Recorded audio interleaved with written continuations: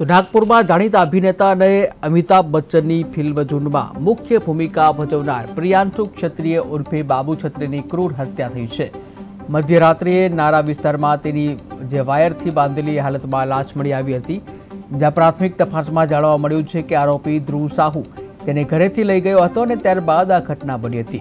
ત્યારે પોલીસે ધ્રુવ સાહુને ઝડપી લીધો છે અને હત્યાનો હેતુ શોધવાની દિશામાં તપાસ હાથ ધરવામાં આવી।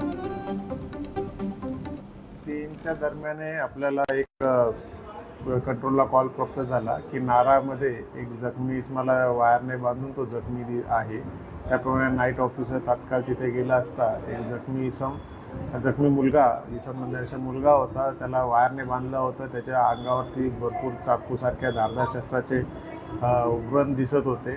त्यांनी ताबडतोब त्याला तात्काळ गाडीमध्ये टाकून मेयो हॉस्पिटलला रवाना केलं, परंतु त्याला उपचारापूर्वीच तो मयत असल्याचं डॉक्टरांनी घोषित केलं।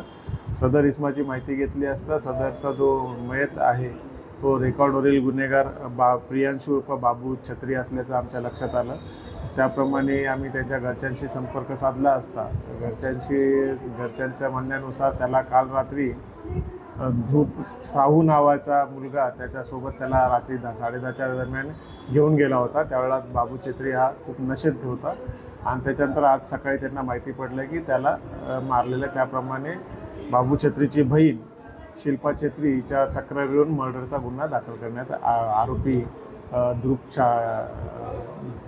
ध्रुव साहू याच्या अगेन्स्ट गुन्हा दाखल करण्यात आलेला आहे। तपास चालू आहे।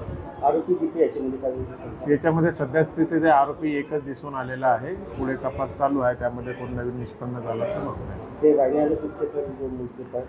मृतक जो आहे तो राहणारा मेकोसाबागचा आहे, लुंबिनी नगर मेकोसाबाग जवळचा आहे आणि जो आरोपी आहे